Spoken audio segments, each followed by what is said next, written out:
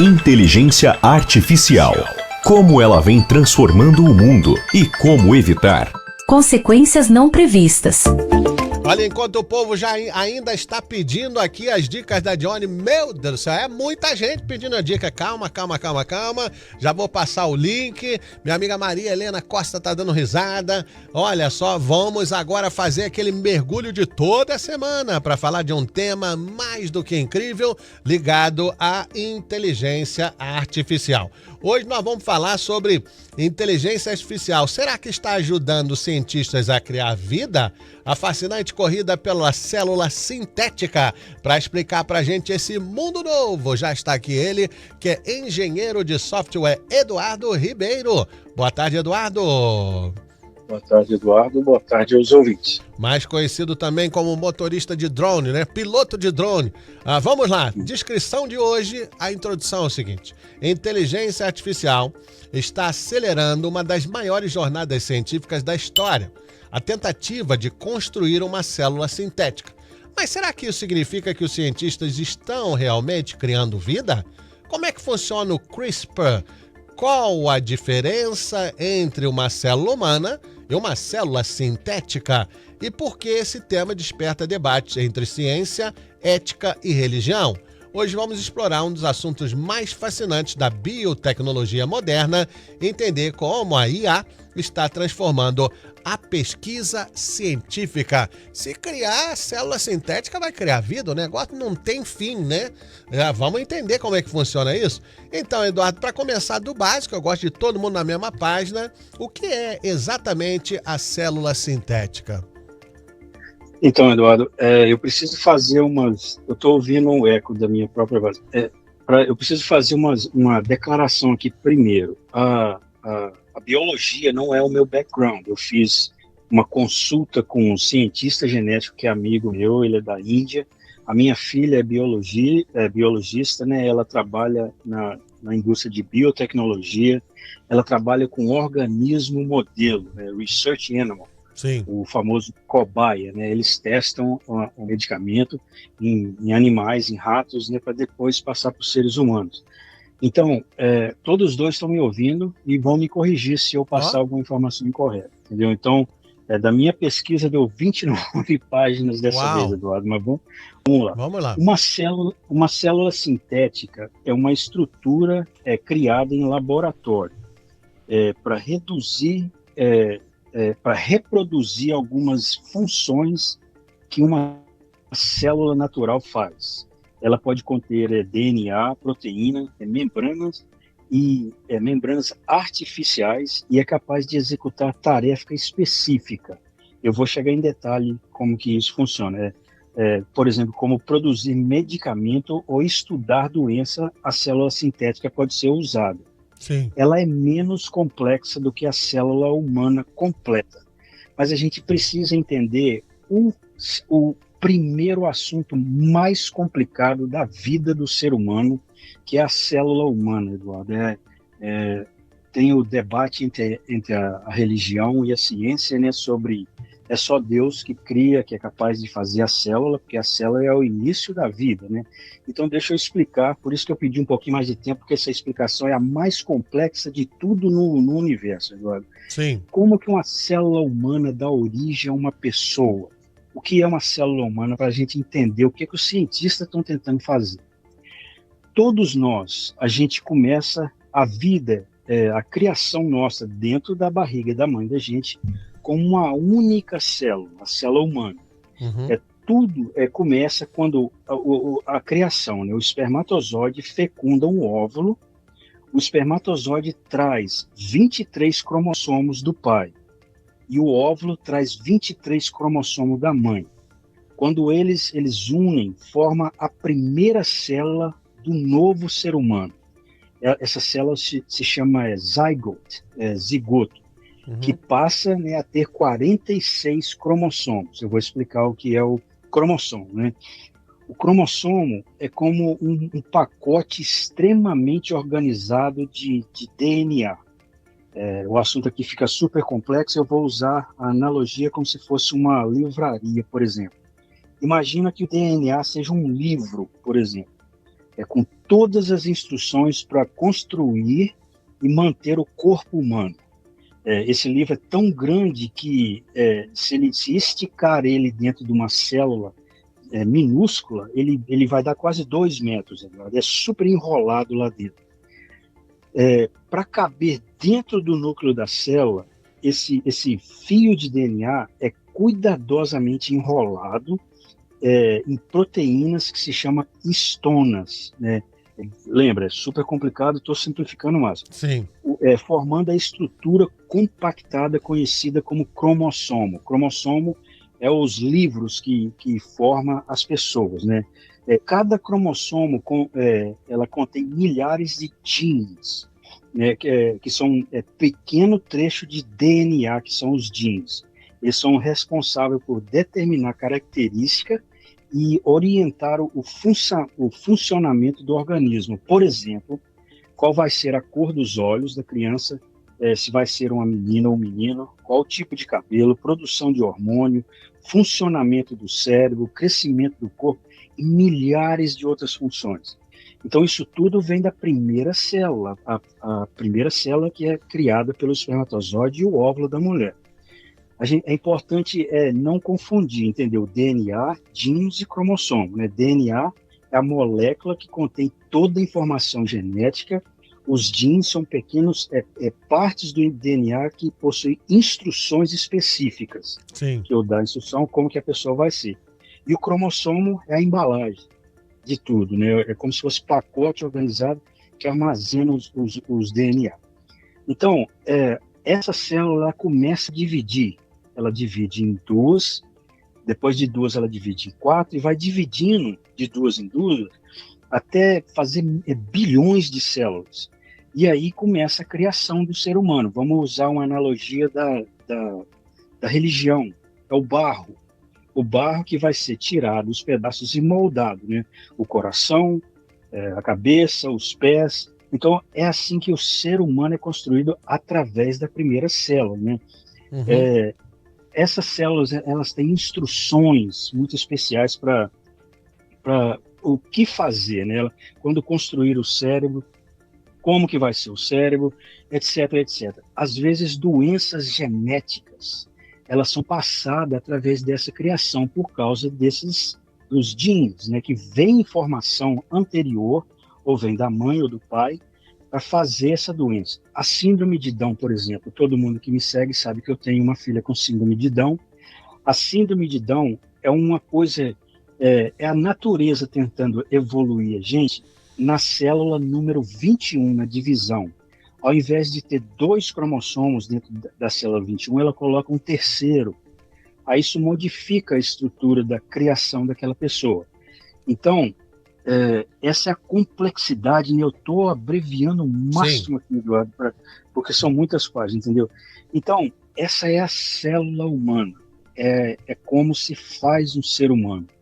A colisão, né, entre a ciência e a religião é aí, porque se o cientista consegue criar uma célula humana, quer dizer, uma célula artificial, será que se eles estão criando a vida também? Eles vão ter o material que precisa para criar a vida. Só que, sendo bem claro, a célula artificial, ela existe. Eles conseguiram fazer ela, mas ela é muito menos complicada do que a célula humana. Ela não tem tantas coisas igual tem a célula humana, mas já conseguiram fazer a célula artificial, que é bem menor. E com o avanço, Eduardo, ela vai poder ajudar em muitas coisas, entendeu? Como até criar órgãos em impressoras 3D. A pessoa tem um problema de coração, faz um coração, imprime um coração para essa pessoa, entendeu? Mas o debate, né, e a colisão, que é um problema grande, né, vem de se eles conseguirem fazer isso, né, que tem um grande se aqui, se eles conseguirem fazer a célula artificial se tornar tão complexa igual a célula humana, o que eles vão fazer com ela? Eles vão criar uma pessoa, vai construir uma pessoa do nada, entendeu? Então interessante. É a colisão. Tá certo, olha, o povo já está comentando aqui, o Fábio Almeida está dizendo, resumindo tudo que o Eduardo está dizendo, isso é o fim do mundo.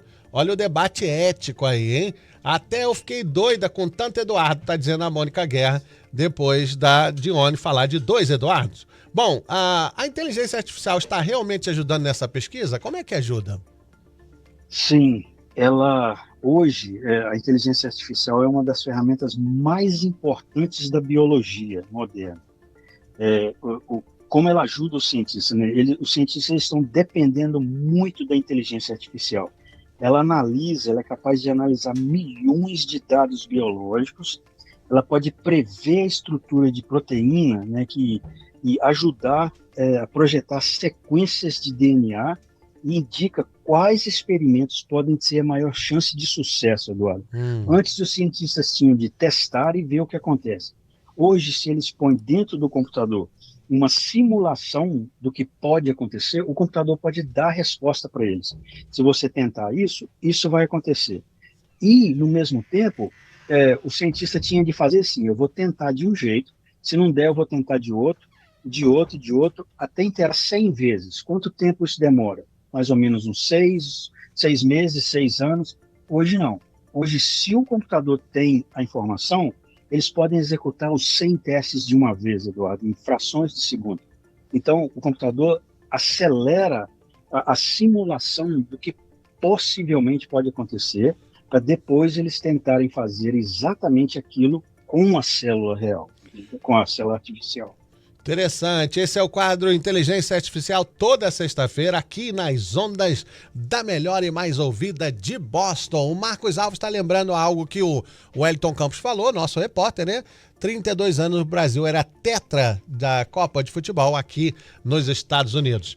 E o que é CRISPR e por que ele ficou tão famoso no mundo todo? Então, o CRISPR, ele foi cientistas que inventaram, vamos usar a analogia da biblioteca de novo, né? A forma simples de entender o CRISPR imagina que o DNA é um livro, de novo, né? Sim. É um livro importante em uma biblioteca. Esse DNA, esse livro, né, contém todas as instruções para construir e manter uma pessoa. Os genes são os capítulos desse livro. Aí, ok, na vida real, vamos dizer, nos livros, talvez tenha alguma coisa errada no livro, uma palavra, uma frase, ou um parágrafo está escrito errado. Esse erro pode, na vida real, pode causar uma doença genética, Eduardo. Então, o CRISPR, ele funciona como se fosse um bibliotecário muito inteligente. Primeiro, ele encontra exatamente a página do livro, né, onde está o erro, e depois ele usa uma ferramenta especial, chama a proteína Cas9. É como se fosse uma borracha que vai nessa frase ou nesse capítulo do livro e conserta ele. Então, a importância do CRISPR é isso, porque doenças genéticas, né, o câncer, por exemplo, é como se entrasse na célula, no nível da célula, e corrigisse a doença lá, em laboratório, entendeu? Então, resumindo, o CRISPR é como se fosse um editor de um livro extremamente preciso, Eduardo, onde conserta, apaga e escreve correto as informações da célula humana. Isso já responde o que a Maria Pópolo está falando, então AI pode ajudar a melhorar células ou até descobrir curas ou correção para doenças genéticas e outras doenças. A resposta, pelo jeito, é sim. Então, os cientistas já conseguiram criar uma célula humana do zero? Então, a célula humana não, né? Mas, apesar, né, dos avanços e tudo, ninguém consegue construir uma célula humana completamente funcional a partir de matéria não viva, Eduardo. Eles conseguem fazer a célula sintética com gordura e muita experiência genética para fazê-la, para construir ela. Mas ela ainda é muito diferente da célula humana. É como se fosse igualar bilhões com centenas de informações, entendeu? A célula humana está muito avançada ainda, mas isso é um começo, Eduardo. É o primeiro passo de conseguir. A célula funciona, ela divide, ela faz a divisão, Eduardo, igual a célula humana faz. Interessante. Só que ela não tem as informações que a célula humana ainda tem. Olha, construir a célula humana seria brincar de Deus, né? E aí é que está a colisão também com ciência e religião. Por que esse assunto gera tanta discussão entre ciência e religião e o que a gente pode esperar do futuro? Então, ela toca em uma das perguntas mais antigas da humanidade, né? O que é a vida e quem pode criar a vida, entendeu? O cientista, nesse caso, eles se explicam, justificam, eles procuram compreender o mecanismo biológico, né, que torna a célula viva. Mas as tradições religiosas, por exemplo, né, elas questionam, né, a origem da vida. A célula está ligada direto a Deus como criador, entendeu? E para alguns, né, desenvolver a célula sintética representa para alguns um avanço científico e uns uma coisa proibida, né, Eduardo? E o que a gente pode esperar do futuro, né? Sem dúvida, vão ter avanços extraordinários, Eduardo, mais rápido do que a gente consegue imaginar. E cada coisa está aparecendo todos os dias, incrível igual isso, né, Eduardo? Verdade. A inteligência artificial, biotecnologia, a edição genética moderna agora, né, que pode permitir o desenvolvimento de célula sintética capaz de combater o câncer, Eduardo. Pode corrigir, remove o câncer, apaga o câncer dessa pessoa, né? Muito interessante. Produzir medicamento dentro do organismo, até ajudar a criação de órgãos, ao invés de constrói um órgão para uma pessoa em uma impressora 3D. Entendeu? Muito interessante. Esse é o quadro Inteligência Artificial, toda sexta-feira conosco, aqui nas ondas da melhor e mais ouvida de Boston. Lembrando que você pode ver os conteúdos apresentados aqui no site rotinaartificial.com. E a gente continua pedindo para você baixar também o aplicativo StreamNap, aplicativo de música do Eduardo Ribeiro. Eduardo, não dá tempo para mais nada. Muito obrigado por mais essa aula. Desejo a você um bom final de semana. Obrigado a vocês, Eduardo. Obrigado a você que acompanhou a gente a semana toda. Fiquem com Deus. Bom fim de semana. Eu volto na segunda. Rádio Insuperável. Emissora do Sistema Insuperável.